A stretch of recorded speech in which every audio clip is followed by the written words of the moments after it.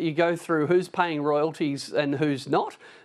Basically, most of the offshore gas in Australia pays absolutely no royalties at all. The Commonwealth chooses to collect royalties on gas from the North West Shelf, but the Commonwealth chooses not to collect any royalties on other offshore projects. So when you multiply the amount of gas from those projects by the price, that's the number we come up with. But if the gas industry or others would like to tell us what they think the value of the gas they got for free was, we'd be happy to have that debate. Your report says Australia is giving away gas reserves for free, but WA and Queensland are both charging royalties on the onshore deposits, so it's not all for free.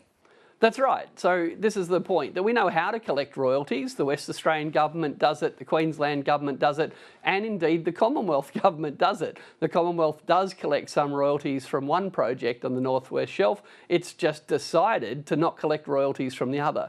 So while the gas industry like to say it's our royalties paying for schools and hospitals, firstly, that's just not true. We spend far more money on services than we get from the gas industry, and of course we subsidise the gas industry. But the reality is, if we were to collect a lot more royalties, well then by their argument, we could spend a lot more on schools and hospitals.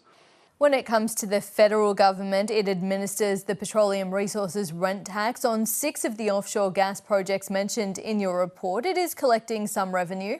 It absolutely is collecting some revenue, just not very much. I mean, to put it into context, Australian university students spend more money on their HECS payments than the Commonwealth government gets from the Petroleum Resource Rent Tax.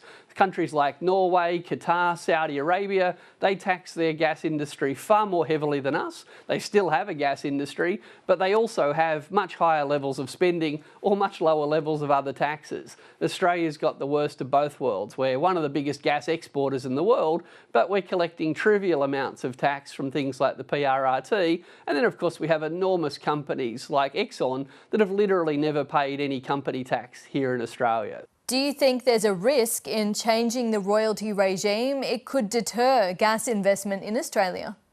Well, no, I don't. I don't see a risk of that, in the sense that I think the gas industry, which is enormously profitable at the moment, would just pay those taxes and be unhappy about it. But let's be clear, if we're trying to tackle climate change, and that's a big if in Australia, but if we're trying to tackle climate change, there needs to be less gas development in the future. There needs to be less fossil fuels being produced and consumed in the future if we are to tackle climate change. So it's kind of bizarre that the gas industry's threat is that if you try to collect a decent amount of tax from us, we might stop producing so much gas, because actually that's what we need them to do. The independent Senator David Pocock has called the gas multinationals leechers, but they're not doing anything illegal here. Who's to blame? Oh, the government's clearly to blame. And look, a parasite is something that lives off a much bigger host.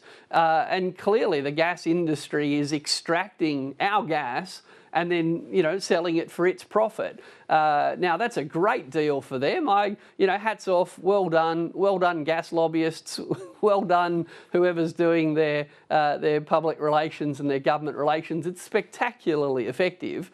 But from an economist's point of view, this is just the easiest problem to fix. The economics of charging a royalty are obvious.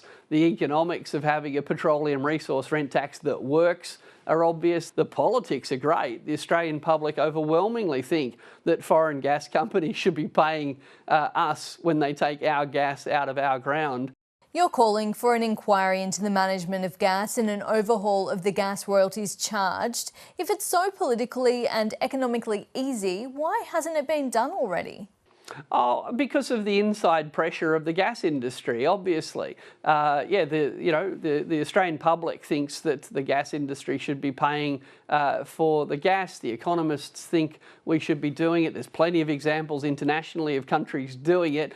But clearly, somehow the pressure exerted by the gas industry on successive Australian governments has reaped tens of billions of dollars in rewards for them. Now, it's a democracy. We can keep doing dumb things if we want to, but if this government or a future government wants to have more money for schools, more money for hospitals, more money to tackle climate change, or even if it just wants to lower taxes for someone else, there is such a simple tax reform opportunity here. It's sitting right in front of us. Richard Dennis, thank you for your time. Thank you. And we asked the government if it's fair for a large proportion of offshore gas projects to be royalty-free. It will always be an important and ongoing discussion in Australia how we sensibly tax resources that belong to all Australians. It's the one I'd encourage. And we invited the gas industry peak national body, Australian Energy Producers, for an interview, but they declined. They provided a statement rejecting the claim that gas is given away for free. You can find that full statement on the ABC Business front page.